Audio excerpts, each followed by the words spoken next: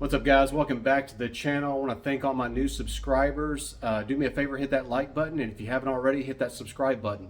And this video is kind of a follow-up video to the last one I just did, where I was talking about the advantages of smaller generators for power outages over larger generators. And I got so many good, awesome comments from viewers that I wanted to kind of do a response video and also kind of like a follow-up video. A lot of commenters brought up some very good topics that I didn't cover in that video, and so I want to go over those now. So here's the small generator that I had in the other video, and one of the first topics I want to cover is inverter style generators versus regular generators. Now the inverter, there's only one disadvantage to it, and that's the price. The advantage to it, the inverter generators, are they produce cleaner energy, which is safer for these more modern appliances, laptops, phones, smart TVs, things of that nature. They're producing cleaner energy. And I had a lot of comments talking about that. And actually, I have some experience. I just experienced over about 2 weeks ago. We had a series of power outages that it went out about 4 times the power in a matter of 5 or 6 seconds. And the next thing I know, my dishwasher isn't working. Now, this is the generator that I used to backfeed our last house, but we've since moved into a newer house and we have newer appliances. And after I did that video, I was already thinking, man, I haven't backfed this house yet. We have, newer refrigerator, washer and dryer, and they all have digital displays. And after that dishwasher went out, it got me to thinking, man, I'm kind of scared of backfeeding with this regular generator. I need to get an inverter generator pretty soon. So after thinking about it and seeing, and plus other commenters reminding me of that, and basically it got me to thinking I better go pick up a inverter generator. So what I did was I didn't go buy this new. I found this on Facebook Marketplace as well as I found this one. So I'm going to ended up probably selling this one, recoup my money. I like to buy stuff used. That way I can if I go to sell it, I can probably usually get my money back. Just like what I did with just generator, bought years ago for $150, and all I needed to do, I spent about $50 on a new carburetor and fresh oil and everything, and it's been running great, doing great. Some other advantages to this type of generator is, one, that they're quieter and they're also more fuel efficient.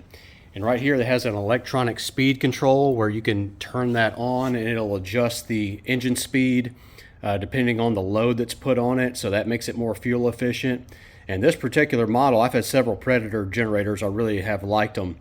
You got 2 outlets here. You can also hook up to another one to run. You got parallel outlets, so then you can double your power. You also have a vented cap, a fuel gauge, just a lot of advantages to this little generator over this one.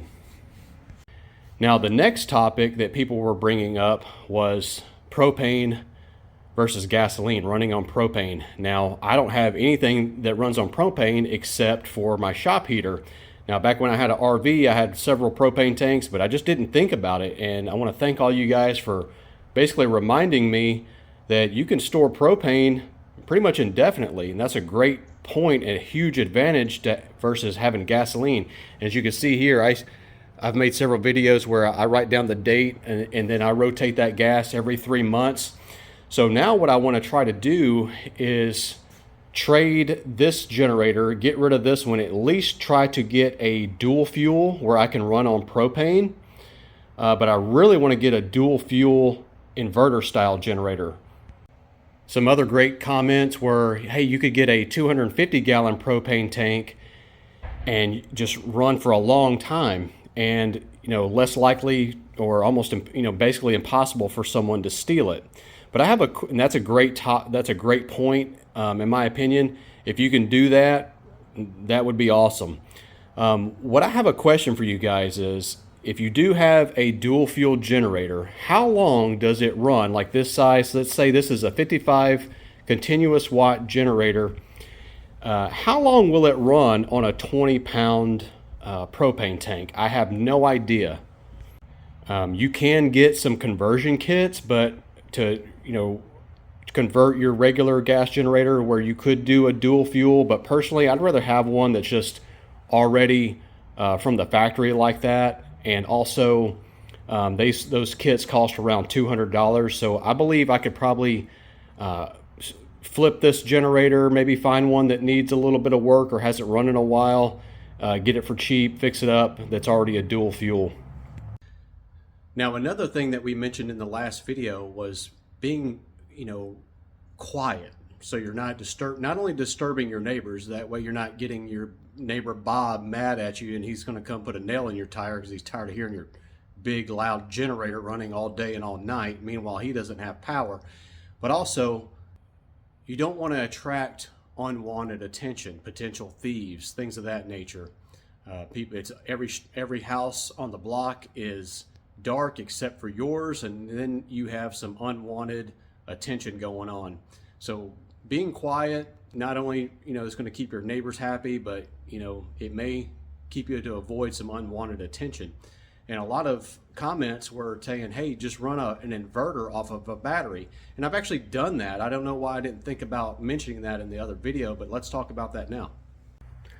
So you can take a regular 12-volt battery, you can buy an inverter. This one's super old. You can see it's from Radio Shack. I got a couple of these, and I've actually used these several times, and they work out great. Now I can very quietly run it off battery power and have lights and everything like that. Of course, you're limited to the capacity and amp hours of that battery. Another option is like I have this DeWalt power station jump box. It also has a feature here where you can click on AC power. You got a couple outlets here. You also have some USB ports where you can charge up cell phones and things of that nature that take USBs.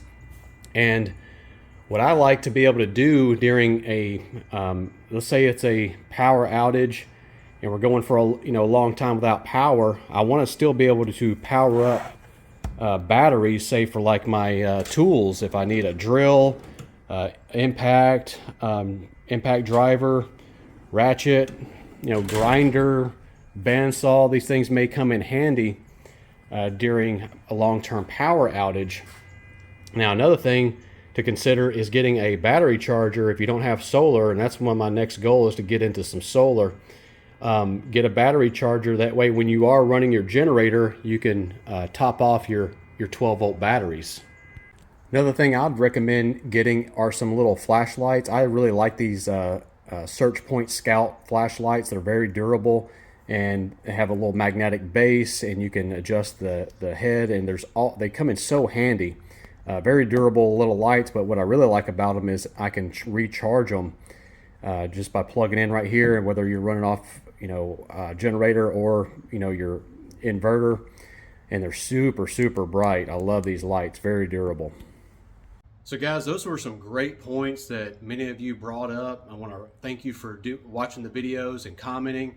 And if you like these types of videos of getting prepared for natural disasters or the hard times that many of us realize it's coming, consider joining my other channel. It's a new channel called Logical Preparation. I'm going to have more videos kind of going down my path of trying to get more prepared for emergency situations or long-term grid down, things of those scenarios like that. On this channel, it's going to be more mechanical stuff, garage stuff, but leave a comment, like the video, subscribe. I'll have more videos like this coming soon. Thanks for watching, and thanks for all the members and the new subscribers. Really appreciate it. See you guys next time. So guys, real quick, I'm going to show you the sound difference between this regular generator and this inverter Predator generator. So grab your remote in case you need to turn down the volume, and I'm also going to put it under a load with this little space heater that uses 1500 watts.